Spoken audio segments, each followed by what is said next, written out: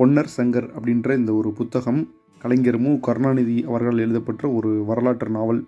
1987 குங்குமம் இதழில் தொடர்கதையாக வெளியாகி அதுக்கப்புறம் ஒரு நூல் வடிவில் இந்த புத்தகம் நம்ம கைக்கு சேர்ந்துருக்கு.